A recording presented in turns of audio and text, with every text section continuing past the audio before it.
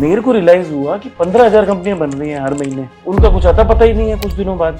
सबसे बड़ा एडिक्शन जो लाइफ का होता है, कई बार सोचते हैं लोग सिगरेट होता है या अल्कोहल होता है या एक्स होता है या वाई होता है। मुझे लगता है सबसे बड़ा एडिक्शन जो होता है सैलरी होता है। मैं हमेशा एक स्ट्रांगली बिलीव करता हूँ, जब भी आप कुछ नया शुरू करते हैं, या तो आप सक्सेस होते हो या आप लर्न करते हो। फेलियर आप तब तक नहीं होते जब तक आप नहीं चाहते हो। आई हैव दैट एटीट्यूड कि बॉस मैं वाइस प्रेसिडेंट हूँ, मैंने ये काम किया, मैंने बाकी कंपनियों के लिए मिलियन डॉलर्स की फंडिंग की। मेरे लिए फंडिंग करना कौन सी बड़ी बात है। जब मैंने पहली बार स्टार्टअप इंडिया के अंदर 3 आप एप्लीकेशन दे सकते हो, तीनों मिजरेबली फेल्ड हो गए। इसमें आज की डेट में ना रिसर्च बेस्ड स्टार्टअप भी आ रहे हैं। आई personally feel the best pamphlet ever made on this earth is a currency note. नमस्कार दोस्तों, मैं हेमंत गुप्ता एक स्टार्टअप कंसल्टेंट हूं और आपके स्टार्टअप को सक्सेसफुल बनाने के लिए बहुत ही पैशनेट हूं। मेरा मकसद है उन लोगों को कैमरे के सामने लाना जो देश के लिए बहुत कुछ कर तो रहे हैं लेकिन वो छुपे रुस्तम हैं। और ऐसी ही सीरीज में आज मेरे साथ हैं मिस्टर आदित्य। आदित्य जी, आपका धन्यवाद मेरे साथ यहाँ पर पॉडकास्ट पर आने के लिए। और साथ ही मेरे साथ पार्टनर इन पॉड हैं चार्टर्ड अकाउंटेंट मुकेश सिंगला जी, जो वैल्यूएशन में डील करते हैं। तो दोस्तों, आगे बढ़ने से पहले मैं आपके साथ एक बात और शेयर कर देना चाहता हूं। ये पॉडकास्ट बनाने का रीजन है नेटवर्किंग करना। नेटवर्किंग करने के लिए जब मैं लोगों से मिलता हूं तो उनसे बहुत सारी ऐसी बातें पता चलती हैं जो स्टार्टअप के लिए जानना बहुत ज्यादा जरूरी है। इसलिए मैंने सोचा कि ये पॉडकास्ट की एक सीरीज शुरू करी जाए ताकि मैं जिन लोगों से भी नेटवर्किंग करने के लिए मिल रहा हूं उनको अपने पॉडकास्ट पर बुला के आपसे भी मिला सकूं। ये लोग छुपे रुस्तम हैं जो देश को सर्व तो कर रहे हैं लेकिन कोई सेलिब्रिटी नहीं है, बट आने वाले टाइम में ये सेलिब्रिटी जरूर बनेंगे। तो थैंक यू आदित्य जी आने के लिए। ज्यादातर देखा गया है कि कोई भी चार्टर्ड अकाउंटेंट बनने के बाद उसको ये लगता है कि वो तो अब नोट छापने की मशीन बन चुका है। बिल्कुल सही बात है। अभी स्टार्टिंग में तो आप मुझे ये बताएं कि वो कौन सा टर्निंग पॉइंट था जो आपको जॉब छोड़ने पे मजबूर किया? 2003 में मैंने पास आउट किया था। तो मेरा सिंपल ये था कि सीए बनने के बाद हाँ definitely it give me opportunity, world exposure मुझे मिला, मुझे कई कंट्रीज में जाने का मिला। मैंने आईबीएम में काम किया, मैंने एचएसबीसी में 9 साल काम किया, जिसमें मैंने सिंगापुर, हांगकांग, यूएस में हम लोगों ने काम किया। लेकिन मेरा हमेशा ऐसा एक मानना था कि आपकी कॉलिंग होती है। सो इट्स नॉट अबाउट आपकी लाइफ का पर्पस सिर्फ पैसा कमाना नहीं हो सकता। मेरे one of my role model is Dhirubhai Ambani ji. So अगर मैं उनकी बात करूँ, हमेशा बोलते थे take a highest risk and mitigate possible risk. ये एक अच्छे सक्सेसफुल एंटरप्रेन्योर और एक स्टार्टअप वाले जनों का माइंडसेट होता है। So during the last 20 years worked in a corporate job and then I find out कि इज इट माई कॉलिंग, कि क्या ये मैं ये करना चाहता हूँ या something else. In sooner or later I realise कि मैं ये इसलिए कर रहा हूँ क्योंकि प्राइमरली आप उसके लिए पैसे आपको मिल रहे हैं या आप कुछ कर रहे हैं। लर्निंग एक लेवल पे आ जाके आपकी थोड़ी सी रुक जाती है, आपकी कनेक्शंस रुक जाते हैं। Then you say that okay what is the purpose of your life. Because मैं एक बहुत ही मिडिल क्लास फैमिली से आता हूँ। मैं एक बहुत ही Agra is a small town है जो हमारा आता हूँ, लेकिन हाँ आगरा फेमस है कि ताजमहल की वजह से है, तो मैं वहाँ से आता हूँ। जब मुझे लगता है कि डिग्री से ज़्यादा एक्सपोजर मैटर करता है। आगरा पागलों की वजह से फेमस है। मुझे ऐसा लगता है कि एंटरप्रेन्योर बनने के लिए पागल होना जरूरी है। सर अगर आप इस पूरे हिस्ट्री उठा के देखेंगे, कभी भी कोई भी जना बड़ा काम करता है उसके लिए पागल होना बहुत जरूरी है। आपके पेरेंट्स ने भी बोला होगा इस तरीके से जब आपने जॉब छोड़ी होगी? डेफिनेटली, क्योंकि जब तक मैंने जॉब छोड़ी, जब तक मेरे सिर्फ पेरेंट्स नहीं थे, मेरे पे इन-लॉज भी आ चुके थे। ग्रेट। मेरी वाइफ ही है, मेरे पास मेरे 2 बच्चे हैं। But I tell you honestly, sometime आपकी फैमिली आपकी एसेट्स होती है, आपकी बैकबोन होती है। My wife she is the company secretary and a lawyer and she is the very good position in MNC. तो she is saying that Aditya, जिंदगी एक बार मिलती है यार, ठीक है, जरूरी नहीं है कि एक मेल के ऊपर इतनी रिस्पॉन्सिबिलिटी होनी चाहिए कि उसे वो कैरेक्टर बनाना चाहिए कि मैं रोजी रोटी कमाऊंगा। हमारे घर में 3 जने कमाने वाले हैं, ठीक है। तो एक मैं था, एक मेरी वाइफ है, एक हमारी सेविंग्स। मैं मारवाड़ी हूँ, बनिया हूँ। बीइंग ए फाइनेंस गाय, एक अच्छी फाइनेंस प्लानिंग की हुई है। हम हमेशा बोलते हैं कि अपने बुढ़ापे के लिए, अपने स्टार्टअप्स के लिए हम लोग करते हैं। तो मैंने वो फाइनेंस नेट बनाया हुआ है कि आई नो कि मेरी लाइफ स्टाइल विल कोई continue till my last day of my life. तो उस हिसाब से मैं सेफ हूँ। हमारी running expenses my wife take care for that and all good. So that give you courage your family. जो आपका जो courage आता है, मैं हमेशा एक strongly believe करता हूँ जब भी आप कुछ नया शुरू करते हैं, especially मैं आप सब दर्शकों को ये बताना चाहूँगा, या तो आप सक्सेस होते हो या आप लर्न करते हो. फेलियर आप तब तक नहीं होते जब तक आप नहीं चाहते हो. सो इस माइंडसेट से मैंने अपने शुरू किया है and fairly I think in last 1 year we are fairly doing good but long way to go. कि वो टर्निंग पॉइंट क्या था जब आपने जॉब छोड़ के, मतलब कहने का सेंस ये है कि कोई मोमेंट अचानक ही आ गया ऐसा, या आप पहले से प्लानिंग कर रहे थे? जैसे आपके मैंने कई बार वीडियोस भी देखे हैं, उसके अंदर आप बोलते हो कि आपको प्लान करना होता है, रोड मैप बनाना पड़ता है. रोड मैप आप उस दिन नहीं बनाते जिस दिन आपने स्टार्टअप रजिस्टर किया है. आप रोड मैप तब बना लेते हो जब आपको स्टार्टअप करने से पहले मालूम होता है कि आपको पोटेंशियल रिस्क मालूम होती है. Startup is not a fancy और कि दैट इज ए स्टार्टअप कर रहे हैं या कोई है. It is a very long journey. And हमेशा मैं एक और चीज हमेशा बोलता हूँ लोगों से, अगर आप 3 महीने 6 महीने साल भर का विजन रखते हैं तो आपके लिए जॉब बहुत अच्छी है. और उससे अगर आप 3 साल 5 साल तक का विजन रखते हैं तो आपके लिए म्यूचुअल फंड सबसे अच्छे हैं. आप म्यूचुअल फंड में पैसे डालिए, अपना रिटायरमेंट प्लान कीजिए. लेकिन अगर आपका विजन 5 साल और 10 साल का है तभी आप स्टार्टअप में आइए, क्योंकि startup is not a Maggie's की आपको 2 मिनट में या 2 साल के अंदर ये कुछ होने वाला है. जब आपने स्टार्टअप को स्टार्ट किया तो उसमें आपको आपकी कौन सी लर्निंग काम आई जो आपकी एकेडमिक लाइन में आपने किया था? आपने उसके बाद जैसे जॉब की डिफरेंट कंपनीज में, डिफरेंट प्रोफाइल के आप रोल में रहे हैं, डिफरेंट कंट्रीज, तो ऐसी कौन सी लर्निंग्स थी जो आपको स्टार्टअप को स्टार्ट करने में और उसको आगे लेके जाने में आपको हेल्प करी? ऐसे एक नहीं काफ़ी चीज़ें होती है. सबसे बड़ी बात होती है आपके पास कॉन्फिडेंस बन चुका होता है, आपका एटीट्यूड बन चुका होता है. Being a finance guy, I am the good in raising a funds. I have a good connect with the raising fund founders. Professional system से आपके पास पूरा connections होता है, आपके पास understanding होती है. क्योंकि मैंने बाकी अगर मैं बात करूँ, मेरे लास्ट जो जॉब था स्पाइन, वो भी एक स्टार्टअप कंपनी रही है कि आप क्या आपके पास करना चाहिए, आपके पास क्या नहीं करना चाहिए, what are the things which you really need to focus and prioritise. यह सबसे इंपॉर्टेंट मैं अगर बात करूँ क्या चीज़ नहीं करनी चाहिए, वो भी आप इस एटीट्यूड से सीखते हैं. नहीं करने वाली चीजें हमें पहले इग्नोर करनी बहुत जरूरी है, ताकि हम उन चीजों को तो बेसिकली हटा दें ताकि हमारी एनर्जी वहां ना जाए. सीधी सी बात है, सबसे अच्छी लर्निंग है, जैक मा भी हमेशा ये बोलते हैं, the biggest learning you can learn from making a more and more mistakes. बस एक अच्छा इंसान वो होता है जो मिस्टेक से सीखता है, उसे रिपीट नहीं करता. तो आपकी कोई ऐसी मिस्टेक जिससे आपने सीखा और उसको इम्प्लीमेंट किया? हम लोगों ने स्टार्टअप शुरू किया, उस समय मेरा पॉइंट एक ही था कि मैं सोचता था अच्छा product banana is good enough. ठीक है, because being a emotional guy, being a founder, मैं बहुत अपने प्रोडक्ट से, अपने सॉल्यूशन से बहुत ही अटैच्ड हो गया था. But in 6 month time I very clearly I find out कि product is one of the pillar, is just not only the pillar. जैसे आपकी कंपनी का नाम है न्यूमिस्मेटिक एकेडमी, तो बेसिकली जब मैंने इस वर्ड को, न्यूमिस्मेटिक वर्ड को जब सर्च किया गूगल पर, तो ये कॉइन से रिलेटेड कुछ आया था. और आपका जब मैं प्रोफाइल देख भी रहा था, एक्सपीरियंशियल लर्निंग, तो आपको कैसे ख्याल आया कि आपने कैसे चुना? क्योंकि नॉर्मली मैंने देखा है ज़्यादातर स्टार्टअप कॉपी पेस्ट करके शुरू हो रहे होते हैं. आपका आइडिया भी कुछ मुझे थोड़ा सा अलग लगा, नया लगा, इसलिए मुझे आप अट्रैक्ट भी किए. बिकॉज बीइंग ए सीए, ज़्यादातर मैं चार्टर्ड अकाउंटेंट देखता हूँ वो अपने ट्रेडिशनल प्रैक्टिस में होते हैं या फाइनेंस में कहीं रोल कुछ प्ले कर रहे होते हैं, जॉब कर रहे होते हैं. तो आपको बुलाने के पीछे मेरा रीज़न भी यही था कि आप कुछ थोड़ा सा डिफरेंट कर रहे हैं.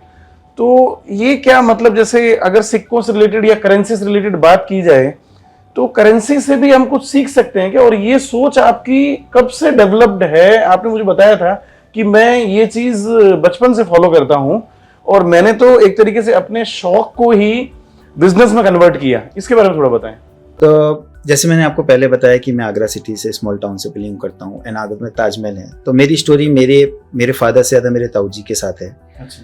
तो वो अकाउंटेंट रहे हैं, तो वो वहाँ पे जितने भी ड्राइवर्स, गाइड, जब उन्हें टिप्स मिलती थी तो वो उनके पास जाके बोलते थे सिंगल जी आपके पास एक कॉइन्स है. तो जनरली उन्हें 2 रुपये, 5 रुपये, 10 रुपये जो भी उसकी वैल्यू होती थी वो देते थे. मेरे 10th बर्थडे पे, आज भी मुझे याद है, मेरे 10th बर्थडे पे उन्होंने मुझे एक मुट्ठी भर के करके एक कॉइन देती. जैसे जनरली आपके रिलेटिव्स, आपके बड़े जने होते हैं वो आपको गिफ्ट देते हैं. मुझे बड़ी क्यूरियोसिटी हुई कि इसके अलग अलग कैसे हैं, अलग अलग साइज़ के हैं, अलग अलग मेटल के हैं, अलग अलग वेट के हैं, मैंने उनके बारे में स्टडी किया, उससे कंट्री के बारे में बात किया। मैं यहाँ पे एक चीज़ आपसे डिस्कस करना चाहूँगा। हम अपने कॉर्पोरेट्स के अंदर बहुत सारे पैम्पलेट छापते हैं, फ्लायर्स छापते हैं एज ए कंपनी वाले। उनकी लाइफ कितनी होती है? हार्डली 30 सेकेंड्स, क्योंकि कोई भी जन ऐसे देखता है and then they don't refer. I personally feel the best pamphlet ever made on this earth is a currency note. Great.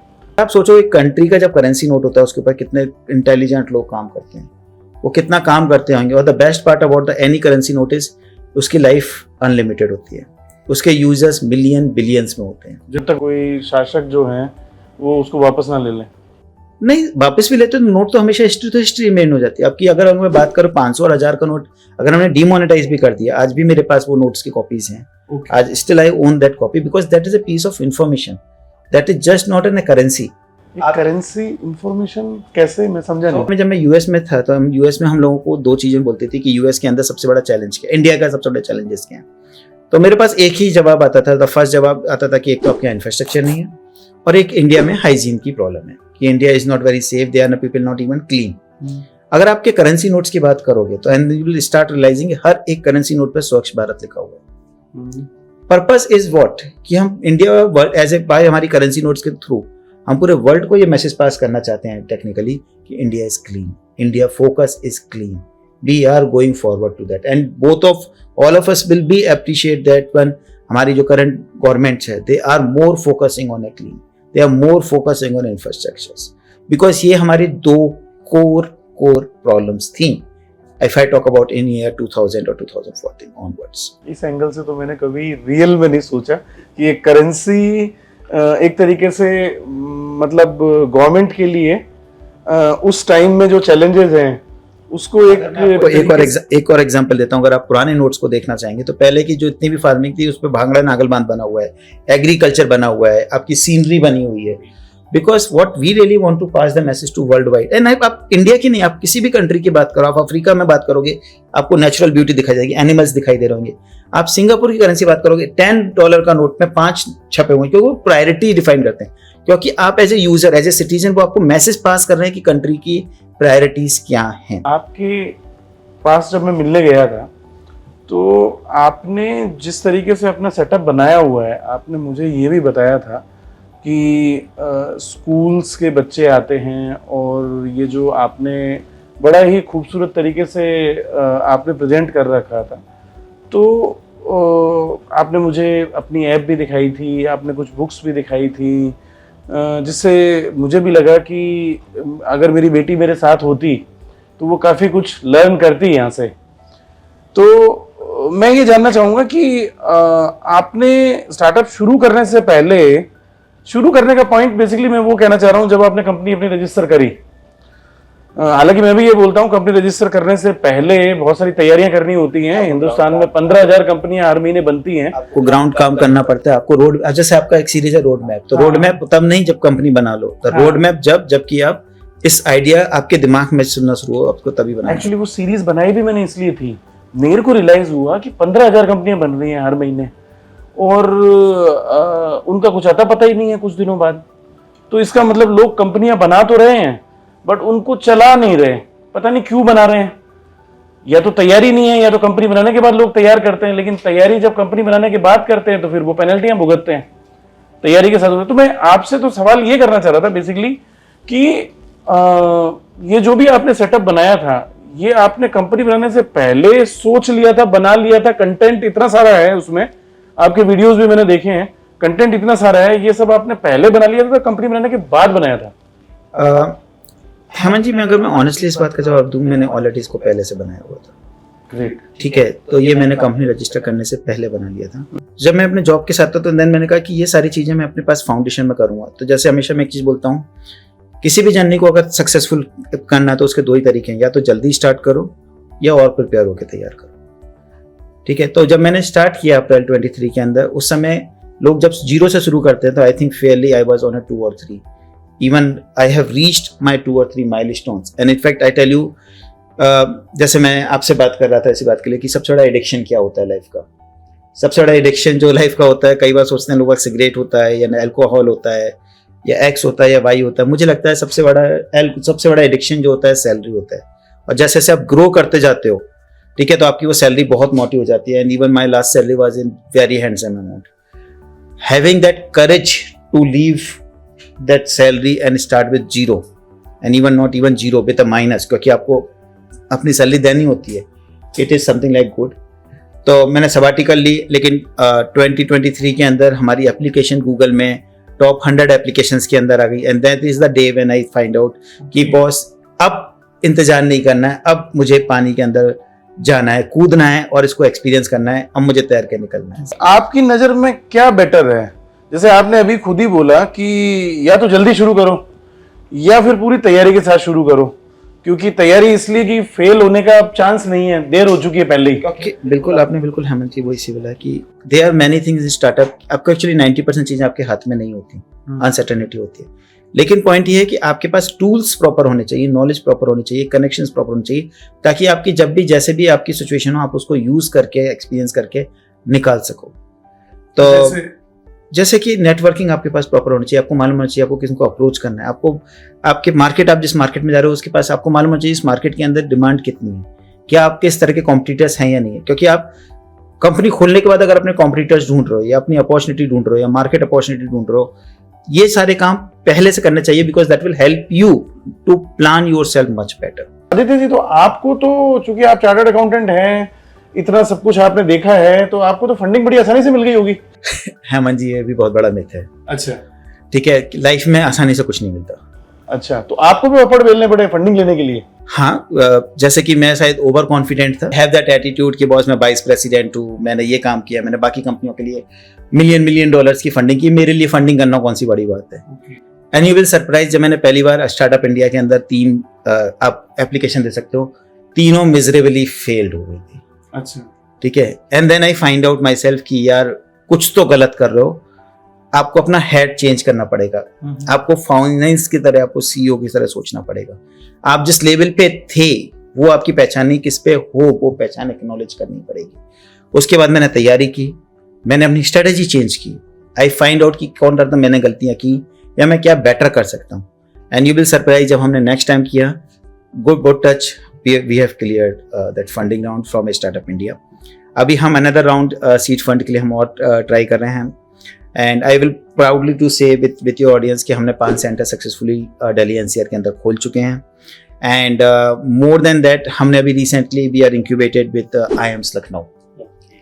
And we are sure that IIM Lucknow will help us, that will help us not only learning a startups journey, but it will also help us to convert our more and more schools. Because आप किसी भी schools के पास या किसी भी जने के पास जाते हो, I strongly believe, it's my personal view, आप product नहीं खरीदते हो, आप brand खरीदते हो. आपके कस्टमर्स आपके पास ही आते हो आपके ट्रस्ट की वजह से या रिलेशनशिप की वजह से आते हैं, कन्वीनियंस की वजह से आते हैं या ब्रांड की वजह से आते हैं. तो आपका जो ब्रांड है उसके बारे में भी कुछ बताइए. क्या आपकी स्पेसिफिक प्रोडक्ट है, क्या यूएसपी है, क्या चीज वो और लोगों से अलग है? मतलब थोड़ा सा, मतलब दैट विल अपने बिजनेस मॉडल के बारे में. हाँ, तो मेरे पास अगर मैं बात करूं, मैंने अपने पूरे मॉडल्स को फेज आउट किया हुआ है, क्योंकि हम लोग स्टार्टअप्स के अंदर मैं क्या कर सकता हूं, इनसे इंपॉर्टेंट है मुझे क्या करना चाहिए अभी. तो we are phasing out in phase 1, phase 2, phase 3. As a phase 1 हम लोगों ने 3 वर्टिकल्स पर शुरू कर रहे हैं. हम एक्सपीरियंशियल लर्निंग में, जैसे हम बोलते हैं, पूरा numismatics academy, new era of learning, जहाँ पे हमारा ये है कि हमें एक एक्सपीरियंशियल लर्निंग प्लेटफॉर्म क्रिएट करना है. एंड हमारी यूएसपी अगर हम बात करो, we have a world currency exhibits and all exhibits are incubated with the videos of the particular country. आपके टीनेजर्स 11 साल, 12 साल, 15 साल के बच्चे इस वीडियोस में पार्टिसिपेट करते हैं, वो अपना एक्सपीरियंस शेयर्स करते हैं, वर्ल्ड के फ्लैग्स, करेंसी, पर्सनैलिटी के बारे में बात करते हैं, उनकी बायोलॉजी, उनकी जीवनी के बारे में बात करते हैं कि उन्होंने ऐसा क्या किया, क्या नहीं किया. जैसे मैंने evolution of Indian paper money book लिखी थी, उसका रीजन ये था, मैं वन ऑफ द सेमिनार में, मैं अपने सेमिनार में था, एंड उन्होंने मुझसे पूछा, सर मुझे RBI गवर्नर बनना है, मैं चाहता हूँ कि मेरे बैंक पे मेरा साइन हो, उसकी क्या क्वालिफिकेशन है. एंड यू विल बिलीव कि मेरे पास इस चीज़ में, मैं इस इंडस्ट्री में 20 साल पे था, मुझे पास उस चीज़ का जवाब नहीं था. फिर मैंने जब स्टडी की तो मैंने कहा कि जनरली ऐसी कोई क्वालिफिकेशन है ही नहीं. बेसिकली आप कर रहे हैं ये सारा एक ऑनलाइन प्लेटफॉर्म है या कैसे, मतलब एक नहीं, it is a hybrid. So primarily we are on a hands on, we are in a physical centres. We generally schools में जाके हम वर्कशॉप्स कराते हैं, ताकि कई बार आपके डिस्टेंस की वजह से, सेफ्टी की वजह से, लॉजिस्टिक्स चैलेंजेस की वजह से स्कूल्स हमारे सेंटर्स पे नहीं आ पाते हैं या वो हमें एक्सपोजर करना चाहते हैं, तो हम उनके यहाँ वर्कशॉप जाते हैं। तो दिल्ली एनसीआर में अगर कोई भी स्कूल है तो हम उनके यहाँ जाके ऑर्गेनाइज कर सकते हैं, एक्सपीरियंशियल लर्निंग कर सकते हैं, जहाँ पर कि वो लोग वर्ल्ड, उनके बच्चे जो हैं वर्ल्ड के culture, history, geography, art and GK के बारे में लर्न कर सकें, एक्सप्लोर कर सकें, लर्न कर सकें। एंड उसके अलावा हमारी एजुकेशनल ट्रिप्स हम लोग प्लान करते हैं। एंड सेकेंड, हमारे पास हमारी एजुकेशनल बुक्स हैं। एजुकेशनल बुक एकेडमिक बुक्स की बात नहीं है, जिसमें हम वर्ल्ड के हर कंट्री के बारे में, हर चीज़ के बारे में सीख सकते हैं, जो आपके अमेजन पे बड़ी मच अवेलेबल है, नैक स्टोर के नाम से। NAC stand for numismatics academy. And most importantly हमारे पास एक मोबाइल एप्लीकेशन है जो कि audience across the globe download कर सकते हैं, फ्री अवेलेबल है। The name is Worldola, WORLDOLA, Worldola. So यहाँ पे वो डाउनलोड कर सकते हैं, वो सीख सकते हैं। आपका आइडिया बहुत अच्छा है। मैं जब से मिला था थोड़े टाइम तो मुझे समझ में नहीं आया, लेकिन जब आपने अपनी स्लाइड्स वगैरह दिखाई थी तो मुझे काफ़ी कुछ समझ में आया और काफ़ी अच्छा आप कर रहे हैं।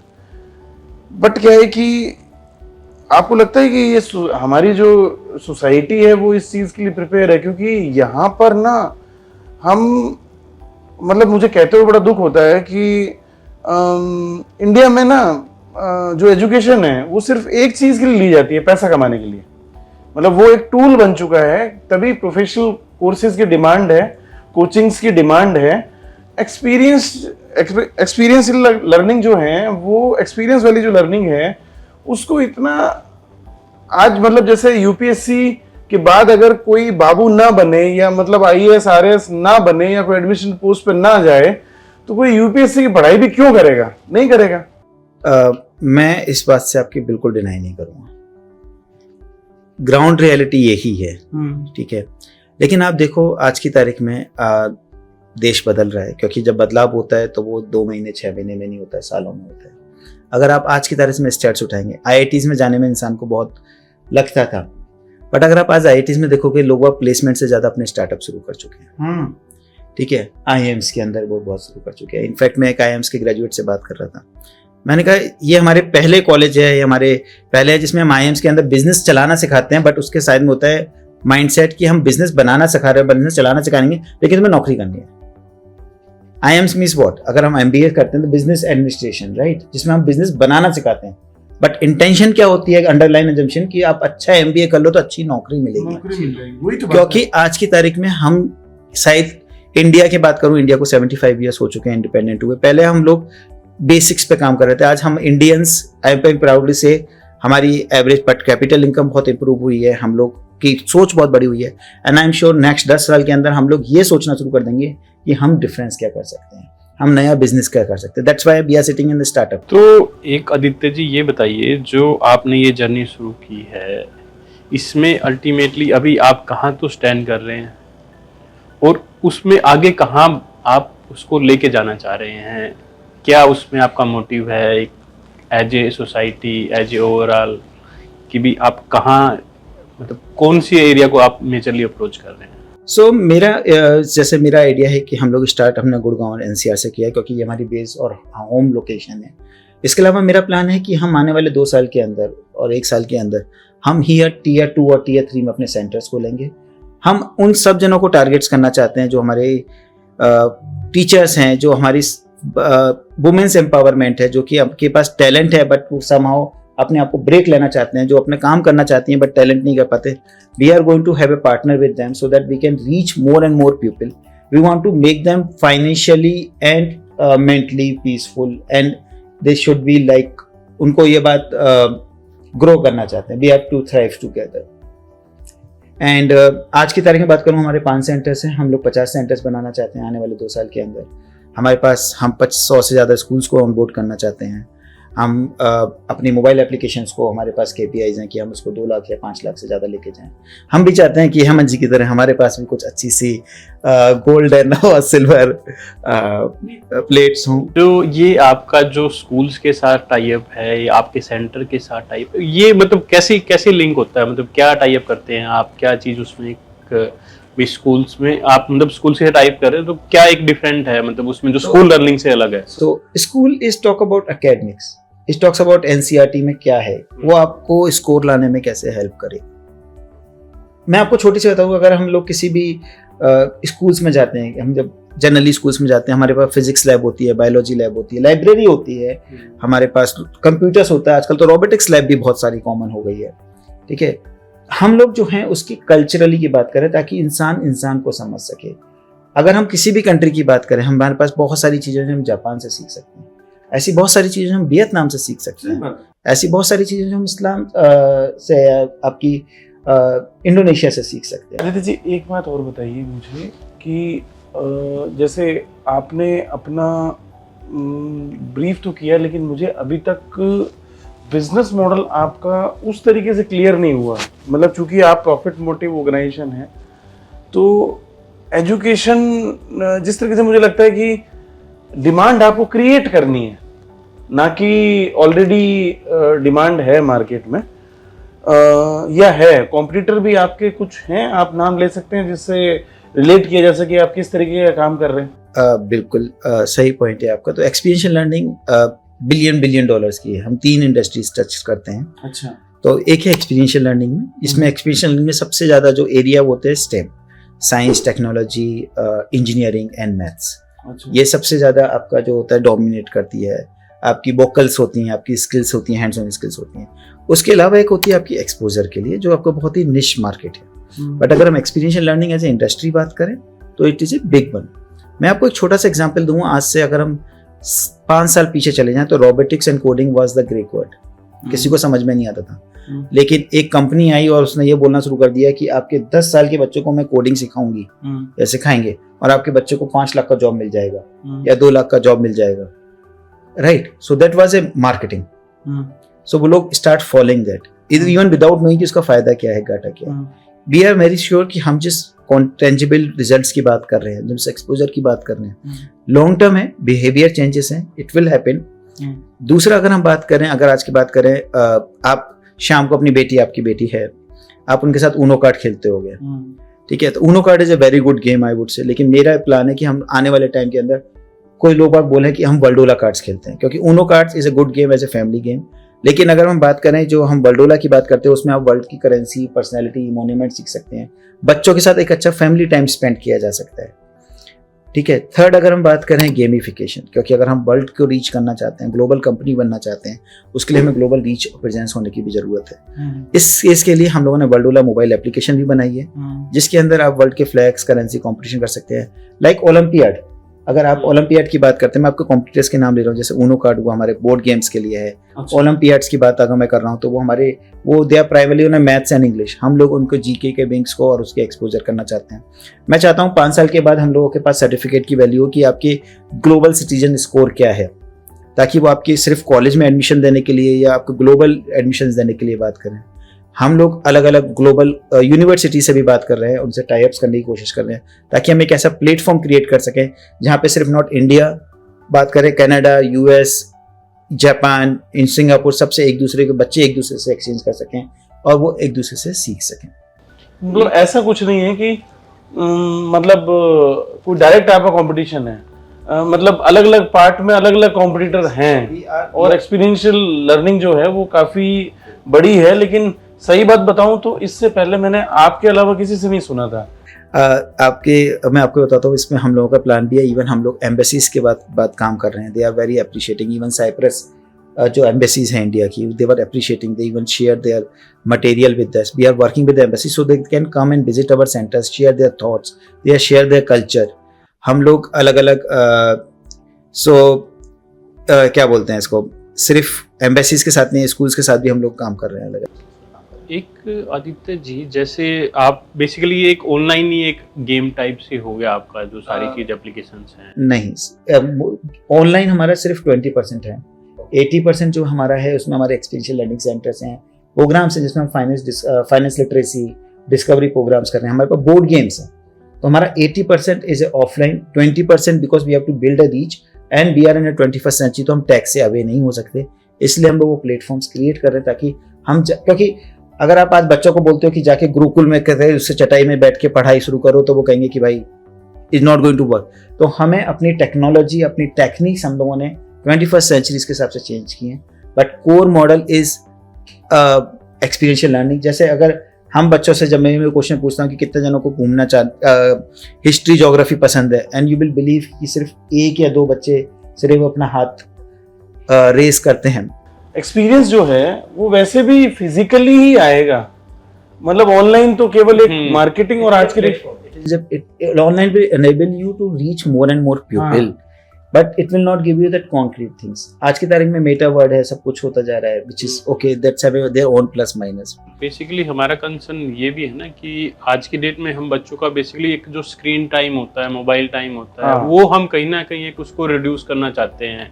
कहीं ना कहीं पेरेंट्स की इंट्यूशन तो रहती है कि भी वो मोबाइल को यूज ना करें और ना करें, तो वो एक एक्चुअली ये स्क्रीन टाइम बच्चों का बढ़ना, तो ये तो पेरेंट्स की वो है, एक तरीके से मैं वर्ड यूज नहीं करना चाहता वो वाला, ये नेग्लिजेंसी है पेरेंट्स की।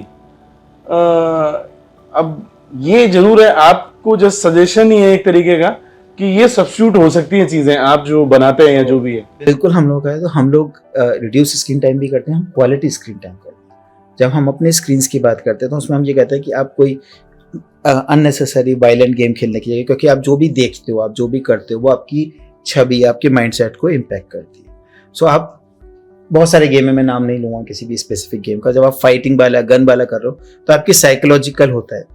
तो मेरा पॉइंट है कि एजुकेशनल करो, आप कंस्ट्रक्टिव टाइम को यूज करो, इन्वेस्ट करो, because many of time we feel that कि पैसा कमा लिया तो बहुत कमा लिया, बट मुझे लगता है कि the way right way to do this, आपके पास जो यूनिट्स हैं, आपके टाइम की यूनिट्स बहुत लिमिटेड हैं। अगर आपके बच्चे या आप उसे कंस्ट्रक्टिवली यूटिलाइज और इन्वेस्ट करोगे, आपके रिटर्न्स बहुत अच्छे होंगे। अगर आप अपने सबसे ज़्यादा जो है ट्रैवलिंग में, मेमोरीज क्रिएट करने में अगर सबसे ज़्यादा इन्वेस्ट करोगे तो वो ज़्यादा है। जैसे कि फाइनेंस का गाय हूँ, आपको भी पूछा जाता होगा, जब इन्वेस्टमेंट कैजुअली पूछ लिया जाता है कि मेरे से पूछते हैं आदित्य आप सीईओ बताओ कहाँ इन्वेस्ट करने की सबसे ज़्यादा रिटर्न होगा, ठीक है, तो मैं उनको कहता हूँ अगर आप सीरियसली आप अपने रिटर्न्स को बहुत हाई करना चाहते हो तो 2 ही चीज़ें, या तो मेमोरी क्रिएट्स करो या लर्निंग क्रिएट्स करो, ठीक है। सिर्फ पैसे को अगर ROI पे बात करोगे कि भैया आज 100 रुपये थे, कल 110 हो जाएंगे, 150 हो जाएंगे, believe me it will just a numbers the any numbers which is maybe a crore, आज की तारीख में पहले लगता था कि crore is a big number, now crore is like not even a middle class, तो भी जनरली से मिलियनर, फिर शायद हमारे बच्चे कहेंगे कि मल्टी मिलियनर्स। तो बहुत सारी चीज़ें जो कि नेवर एंडिंग रेस है। तो मेरा आइडिया हमेशा है अपने आप में, स्किल्स में, अपनी लर्निंग्स में इन्वेस्ट करो, अपनी मेमोरीज में क्रिएट करो, ताकि जब आपकी लाइफ के लो मोमेंट चल रहा हो, आप उसको जब फ्लैश आउट करोगे, आप उसको फोटोज को देखोगे, अपनी मेमोरीज को देखोगे, देन यू विल से कि नहीं लाइफ बहुत खूबसूरत है। इसमें मैं एक चीज़ और पूछना चाहूँगा, जो एक आज की डेट में एक जो मॉडर्न ट्रेंड है, जो अच्छे स्कूल्स में जो ट्रेंड आ रहा है कि 12th में, 11th और 12th स्टैंडर्ड में बेसिकली वो 1 महीना या 2 महीने अपने बच्चे को इंडिया से बाहर किसी कंट्री में भेजते हैं, वहाँ कोई टाई अप होता है, उनका बच्चा यहाँ आता है इंडिया में। वो एक मतलब आपकी जो बेसिकली आप जो स्टार्टअप कर रहे हैं उसमें कहीं ना कहीं कोई लिंक बनता है, कोई चीज़ का वो होता है। सो आज thanks for bringing this point. तो इसमें ये होता है एक्सचेंज। तो आप होता है आज आप IITs में ही बात करो, किसी भी कॉलेज में बात करो, आज की क्लासरूम से ज़्यादा ट्रेनिंग वो इंडस्ट्रियल ट्रेनिंग्स के लिए या आपकी उसके लिए करते हैं। स्कूल्स के अंदर एक्सचेंज प्रोग्राम्स करते हैं, लेकिन उसका इस मॉडल का सबसे ज़्यादा लिमिटेशन एक ही है कि आपके सिर्फ अगर आपके पास 1000 बच्चे हैं, उसमें से 2 या 3 बच्चे जा पाते हैं। एक तो सिलेक्शन की पॉइंट ऑफ व्यू से इसमें लॉजिस्टिक्स बहुत खर्चा होता है, कोलैबोरेशन बहुत करना पड़ता है, लाखों रुपए खर्चा आता है। सो इस केस के लिए अंदर हम सिमिलर लाइन जो हम लोग करना चाह रहे हैं, एक प्लेटफॉर्म क्रिएट कर रहे हैं जहाँ पे ज़्यादा नंबर ऑफ स्टूडेंट्स कम आए, they can exchange with their ideas, ठीक है। We are working on a virtual. सो हमारी जो टैग लाइन है कंपनी की, this is discover the world without passport, which means कि अगर आपको सिंगापुर के बारे में सीखना है, मैं मेरे आस पड़ोस में कई जने हैं जो सिंगापुर घूमने आए, उनको पूछता हूँ सिंगापुर कैसे आए, बोले हाँ अंकल हम ना सेंटोसा गए थे। मैं कि Sentosa is a place, is not a Singapore, ठीक है। तो आप सेंटोसा आप हैपनिंग के लिए प्लेस चले गए, बट आपका सिंगापुर के बारे में अगर आप सीखना चाहते हो कि सिंगापुर इंडिया के बाद इंडिपेंडेंट हुआ था मलेशिया से, कई लोगों को ये बात नहीं मालूम। सिंगापुर का जो टोटल साइज है वो दिल्ली NCR से भी छोटा है। तो वहां पे अगर हम ये बात करें कि आप उसके बारे में सीखो, उन्होंने कैसा क्या किया जिससे कि वो लोग वहां पे हैं जहाँ पे वो हैं आज की तारीख में। मलेशिया जो कि उससे वो अलग हुए, आज वो मलेशिया से 3 टाइम से ज़्यादा बड़ी इकोनॉमी है। हमें वो चीज़ें सीखनी होगी, वो उस चीज़ के बारे में सीखना होगा। अगर आप किसी कंट्री को ट्रैवल नहीं कर सकते, क्योंकि ट्रैवल करने में आता है, तो आप कम से कम अलग अलग चीज़ को एक्सप्लोर कर सकते हो with numismatics academy anywhere of learning. मेरी एक चीज़ इससे डिफरेंट थोड़ा सा मैं पूछ रहा हूँ, क्योंकि मैं एक चीज़ मैं भी जानता हूँ और शायद आप भी जानते हैं कि आज की डेट में कंटेंट मार्केटिंग का कोई रिप्लेसमेंट है नहीं, सबसे बड़ी मार्केटिंग है। बट फिर भी आप इस चीज़ को मानते हैं कि कंटेंट मार्केटिंग ही मार्केटिंग है, इसके अलावा और कोई मार्केटिंग नहीं है? इससे इत्तेफाक रखते हैं बिल्कुल आप? जो दिखता है वो दिखता है, people start believing in that. हाँ, जैसे एक बहुत पुरानी कहावत है, अगर एक झूठ को 100 बार बोला जाए तो वो सच हो जाता है। जी। तो यही मैं अपने स्टार्टअप ऑडियंस को बताता हूँ, लेकिन फिर भी मैंने देखा है बहुत सारे स्टार्टअप्स को बंद होते हुए कि जी सेल नहीं हो रही। अरे तुम कंटेंट बनाओगे नहीं तो लोग बिलीव कैसे करेंगे? लोग बिलीव नहीं करेंगे तो कितना भी अच्छा प्रोडक्ट बना लो, कितनी भी अच्छी सर्विसेज दे लो, वो आपका बिकेगा नहीं on end of the day. तो मुझे ये समझ में नहीं आता, आपको क्या लगता है, आप स्टार्टअप्स को क्या बोलना चाहोगे कि ये स्टेटमेंट गलत नहीं है मेरे हिसाब से कि कंटेंट नहीं बनाया ना तो बिजनेस बंद होना तय है? कंटेंट इज अ विंडो जहां पे आपके यूजर्स आपको अप्रोच एंड ट्रस्ट बिल्ड करते हैं, ठीक है। अगर आप अपनी खिड़कियां बंद कर लोगे और आप सोचोगे कि लाइट आ जाए, तो वो नहीं है। बहुत ही बढ़िया एग्जांपल, ठीक है। तो ये मेरा मानना है कि आप अपनी जितनी विंडोज ओपन करेंगे, जितने आप रीचेबल होगे, जितना लोग आपको कनेक्ट करेंगे अंदर, आजकल सोशल मीडिया बात करें या हम वेब सीरीज बात करें, पॉडकास्ट बात करें, एक कहीं मैंने बहुत अच्छी लाइन पढ़ी थी, I really like that, everybody want to speak but nobody want to listen. सब बोलना चाहते हैं, सुनना कोई नहीं चाहता। सुनना कोई नहीं चाहता। इनफैक्ट जापान के अंदर मैं आपको बताऊं कि मैं ग्लोबल एक्सपोजर के पॉइंट ऑफ व्यू से आता हूँ, वहां पे एक बहुत अच्छा प्रोफेशन शुरू हुआ है कि आज की जो यूथ है वो अपने ईयर्स को रेंट करती है। तो फॉर एन एग्जाम्पल, वहाँ पे 80 साल के एक बुजुर्ग हैं, वो अपने एक यंग है, 20 साल 25 साल का, I can count myself as a young guy as of now, क्योंकि हमारे कंट्री का एक बहुत बड़ा leader, he is a little elder than me and we say that is a young youth.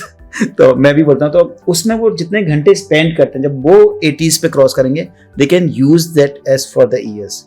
तो उनकी बात सुनने के लिए होता है। आजकल जितने हमारी एजेड बंदे हैं, उनके साथ सबसे बड़े तो उन्होंने जिंदगी में बहुत अच्छे काम किए, अगर हम अच्छा कर रहे हैं उन्होंने भी बहुत अच्छे काम किए, बट उनके पास सोशल नेटवर्क खत्म हो जाता है। लोग बाग उनको क्लास कर देते कि आप एक्टिविटी, उनसे बात करके देखो। हर चीज किताब में या गूगल पे नहीं मिलती, कभी उनके साथ टाइम बिता के देखो, आपको बहुत सारी चीजें मिल जाती है। तो my idea is answer to your question, content, building a reach, approach, dressing, branding, everything does matter. हाँ, मैंने मार्केटिंग के लिहाज से पूछा था। ऐसे तो स्टार्टअप करने के लिए बहुत सारी चीज़ें होती ही हैं, और उसके लिए मैंने अपनी एक वेब सीरीज भी बनाई थी, आपने देखी भी होगी, बुकलेट्स भी मैं आपके पास छोड़ के आया था, आई थिंक कि आपने गो थ्रू किया होगा। तो मैं थोड़ा सा आपकी नज़रों से देखना चाहता हूँ अपने आप को, न्यूज़ सोर्स को, बल्कि मतलब यहाँ पर आप मुझे अलग मानिएगा, न्यूज़ सोर्स को अलग मानिएगा। तो मैं अपने बारे में तो खैर खुद ही बता दूंगा अपनी ऑडियंस को, लेकिन आप न्यूज़ सोर्स के बारे में जो भी कुछ कहना चाहते हैं वो कह सकते हैं अपने एक्सपीरियंस के हिसाब से। मैं आपसे जब मिला था तो मुझे तो नहीं पता था कि आप ने मेरे यहाँ से ही कभी कंपनी बनवाई थी, आइडिया नहीं था मुझे, ये आपने मुझे बताया था। तो फिर ये बेटर भी है कि आप ही रिव्यू दें। सो मैं अगर न्यूज़ सोर्स के बारे में हम बात करूँ कि this is a very good single platform, जहाँ पे आप सिर्फ कंपनी बनाना या रेगुलेशन नहीं करना होता है, जहाँ पे आप ट्रेडमार्क्स के लिए, बाकी लर्निंग्स के लिए। तो यहाँ पे this is a very rare combination, जहाँ पे आपको सर्विस के साथ साथ आपको नॉलेज भी मिलती है। आपको ये सबसे ये होता है कि अगर आपको मालूम है कंपनी बनानी है, आपको शायद बहुत सारे चार्टर्ड अकाउंटेंट, बहुत सारे इंस्टीट्यूट मिल जाएंगे, लेकिन यहाँ पे आपको मिलता है कौन सी कंपनी बनानी है, आपके लिए कौन सी लीगल, प्राइवेट लिमिटेड है, LLP है, OPC है, या कौन सी कंपनी बनानी है, क्यों बनानी है, ट्रेडमार्क करना है या नहीं करना है, ट्रेडमार्क की क्या इंपॉर्टेंस है, आपके पास रोड मैप कैसे बनाना है। तो ये आपको बहुत सारी सर्विसेज हैं जो कई बार आपको कॉम्प्लीमेंट्री भी मिलती हैं। आपके बहुत सारे इंक्यूबेशन होने के लिए, अगर मैं बात करूँ न्यूज़ सोर्स अपने आप में, अगर आप इनके मटेरियल्स को देखोगे, आपको बहुत सारी चीज़ें, ऐसी बहुत सारी चीज़ मिल जाएगी। लेकिन मैनी ऑफ टाइम हम इस माइंड सेट से कई बार जाते हैं या फ्री में है तो अच्छा नहीं होगा, but many of time I would say कि is very very well structured, and Hemant ji, would like to compliment to you कि आपने वास्तव में बहुत बहुत काम कर रहे हैं एंड आपकी टीम बहुत अच्छा काम कर रही है, रिस्पॉन्स बहुत अच्छा है and I am very happy with your कसब। Thank you sir, thank you. Mukesh ji, थोड़ा मैं आपसे भी पूछना चाहूँगा, वैसे तो आप पार्टनर हैं, लेकिन चूंकि पहला एपिसोड है और मैं चाहूँगा कि आप थोड़ा सा मुझे ये बताएं कि आप वैल्यूएशन में काम करते हैं। बिल्कुल। स्टार्टअप से बहुत कुछ लिंक करता है वैल्यूएशन, क्यों कहीं भी फंडिंग लेनी होती है तो वैल्यूएशन बहुत जरूरी हो जाता है। तो ऐसे में मैं आपसे ये पूछना चाहूँगा कि क्या आइडिया के बेसिस पे भी वैल्यूएशन हो जाता है क्या? देखो, मैं आपको बताऊं, करंट डेट में तो सारी चीजें हो रही हैं। अच्छा। Even I know the startups, उनके फाउंडर्स के पास कोई आइडिया है और लोग उसमें पैसा इन्वेस्ट करने के लिए रेडी है। अच्छा। लेकिन लैग कहाँ करते हैं कि उसके पास आइडिया है, they have not incorporated the company, उन्होंने कोई ऐसा स्ट्रक्चर ही नहीं बनाया कि जिससे वो सामने वाला उसको पैसे दे सके। चलो, कंपनी बना लेगा, कोई हाँ, बात तो नहीं। मतलब लेकिन आज की डेट में आइडिया पे आपको पैसे मिल रहे हैं। अच्छा। तो लोग तैयार हैं, आपके पास आइडिया होना चाहिए, अच्छा होना चाहिए, आप होनेस्ट होने चाहिए, आपके बैकग्राउंड में कोई मतलब आपकी एक इंटेंशन साफ होनी चाहिए कि भी आप उस पैसे को उस आइडिया के लिए ही यूज करेंगे। पर मुझे तो ऐसा लगता है कि आइडिया पर पैसा लगाने वाले रिलेटिव्स ही हो सकते हैं या आसपास के लोग हो सकते हैं, अननोन बंदा तो नहीं होगा ना? हाँ, एक ये तो चैलेंज रहता है। ये चैलेंज तो मार्केट का जनरल ट्रेंड है कि जब आपको कोई जानता नहीं, कोई पहचानता नहीं, या आपका एक आइडिया के बारे में उसको आपका पीछे का बैकग्राउंड भी नहीं पता, तो उस चीज को आपको बेसिकली उसकी नॉलेज में लाएंगे जो भी इन्वेस्टर है या प्रोस्पेक्टिव उस सेगमेंट से रिलेटेड कोई इन्वेस्टर है। बेसिकली क्या है, आज की डेट में एक स्पेसिफिक टाइप के इन्वेस्टर है जो एक पर्टिकुलर सेगमेंट में इन्वेस्ट करते हैं। वो उनको आइडिया भी आ जाता है कुछ टाइम के इन्वेस्टमेंट के बाद, वो ऑलरेडी कर भी चुके होते हैं, तो वो उसके अंदर जो भी आइडिया आता है उनको they basically grab it fastly. तो मेरा तो क्वेश्चन ये था कि एक आइडिया के बेसिस पे वैल्यूएशन हो सकता है या नहीं हो सकता है, और होने की कंडीशन क्या है? आई थिंक मैं तो सोचता हूँ कि कंडीशन एक ही है कि जब मियाँ बीवी राजी तो क्या करेगा काजी। हाँ, बिल्कुल। मतलब कहने का सेंस है कि पहले ही आप बता दो, वैल्यूएशन रिपोर्ट भले ही बन जाएगी उसमें, ये ऐसे ही होगा या कुछ और? वो देखो, ये बेसिकली क्या है, आपका इकोसिस्टम में अल्टीमेटली इन्वेस्टर और वो है वैल्यूएशन। हाँ, तो एक वैल्यूएशन रिपोर्ट तो एक उसको एक लीगल फ्रेमवर्क में लाना। अच्छा। आपको कोई चैलेंज ना आए, कोई आपके पास कोई ऐसी चीज ना आ जाए कि स्टार्टअप में कोई एक लीगल फॉर्मेलिटी ऐसी आप लैप्स ना कर दो कि जिसकी वजह से आपको लेटर स्टेज पे कोई प्रॉब्लम आए। पर मेरा स्टार्टअप्स को कहना ये है, आप से मैं मिला तो मुझे ये समझ में आया कि हर स्टार्टअप को अपनी एक वैल्यूएशन रिपोर्ट अपनी तरफ से बना लेनी चाहिए। बहुत लोग बनवा भी रहे हैं, बहुत लोग क्या कर रहे हैं, ताकि वो किसी इन्वेस्टर पहले वैल्यूएशन रिपोर्ट बना के वो इन्वेस्टर को अप्रोच करते हैं। हाँ। उससे बेसिकली कुछ चीजें वो समझते भी हैं। पहले क्या होता था, लोग एग्रीमेंट हो गए फिर हमारे पास आते थे। आज की डेट में लोग पहले भी आते हैं, उससे समझते हैं कि भी actually how to create the value. वो एक बेसिकली हमसे सेशन करते हैं कि भी उसकी वैल्यू है या कुछ हम लैप्सेज कर रहे हो, वो फाइनेंशियल टर्म्स को अंडरस्टैंड करना चाहते हैं। कुछ लोगों को वो कैसे अप्रोच करें, उनको एक प्रेजेंटेशन बनाते हैं। मतलब दे will go with the formal format कि भाई हाँ, उनकी तरफ से कोई क्वेश्चन आए तो हम एटलीस्ट कुछ क्वेश्चंस का रिप्लाई उनके पास रेडी टू हो कि भी हाँ, दैट्स स्वीट। तो आदित्य जी, आपने फंडिंग ली तो इसमें वैल्यूएशन का रोल क्या आया था? मतलब कुछ हुआ था वैल्यूएशन के बारे में? आप इसके अंदर हेमंत जी काफ़ी चीज़ रोल प्ले करती है वैल्यूएशन में, डेफिनेटली जैसे इन्होंने बताया। इसमें जो मेन होता है, एक तो आपका आइडिया, एक आपकी टीम। ओके। कि जो फाउंडर है, मेंबर्स उस पर कितना है, आपका पीछे का एक्सपीरियंस कितना है, आपकी अपॉर्चुनिटीज़ क्या है, मार्केट साइज क्या है, आपका प्रोडक्ट फिट क्या है। तो बहुत सारे वेरिएबल्स हैं जिस पे आप अपने इन्वेस्टर्स या पोटेंशियल इन्वेस्टर्स का डिस्कस कर सकते हैं या आप उसको कन्विंस कर सकते हैं। Startup is a full of uncertainties. In fact अगर मैं आपको ये बताऊं, जो हम लोगों ने इनिशियल स्टार्ट किया था आज से 10 महीने पहले, 12 महीने पहले, 1 साल पहले, आज हम उससे काफ़ी लिटिल डाइवर्ट भी हो चुके हैं। क्योंकि स्टार्टअप के साथ सबसे बड़ा फ़ायदा क्या होता है कि we are open for a changes. कि अगर आप एक्सपेरिमेंट्स करो, आप नई नई चीज़ें बनाओ, आप देखो मार्केट फिट हो रहा है या नहीं हो रहा है, फिजिबिलिटी है या नहीं है। अगर इसमें इन्वेस्टर्स को ये बिलीव होता है या वो इस बात को ट्रस्ट करते हैं कि जो आपका ड्राइवर है, which is a founder, he is able to take that company which is a vehicle to the right direction, valuation सिर्फ can be the mutual understanding. मेरा उसमें बेसिकली आपसे ये पूछना है कि जो आपको फंडिंग हुई, ऑब्वियस है कि बिना वैल्यूएशन की तो फंडिंग हुई नहीं होगी, तो मैं प्रैक्टिकल पूछना चाह रहा हूँ कि ये वैल्यूएशन का नेगोशिएशन कैसे हुआ, क्या बात हुई क्या नहीं, उसको मैं So जानना generally we start with the one base things कि boss that's what we minimum doing that, चाहता हूँ। ओके, एंड इसमें जनरली आपकी क्लॉज लगे होते हैं। अच्छा, जो वैल्यूएशन जो होता है वो आपकी एक लेवल पे वैल्यूएशन हो जाती है, उसमें ये डिस्कशन होता है कि जो वैल्यूएशन आपकी 2 साल बाद आपका जितना रेवेन्यू होगा ठीक है, उस पर डिसाइड हो जाएगी, आपका मिनिमम इतना इतना हो जाएगा, या इसके बीच में आपने कुछ और फंडिंग की तो उसके वैल्यूएशन में बेटर हो जाएगा, क्योंकि इनिशियल बहुत आइडिया लेवल के अंदर सबसे बड़ा इंपॉर्टेंट आपके पास फैक्ट्स नहीं होते हैं, everything is in grey. So उस समय क्या होता है कि we agreed with the one thing कि बस ये आपकी अपर लिमिट है, ये आपकी लोअर लिमिट है, और उसके साथ आप शुरू करते हैं कि ये एक्चुअली जो कन्वर्ट होगा वो आपका 2 साल बाद होगा, 3 साल बाद होगा। बाय द टाइम 2 साल 3 साल बाद both of us will have the better understanding. तो आप उस पॉइंट के अंदर आप उस समय वैल्यूएट कर पाते हो।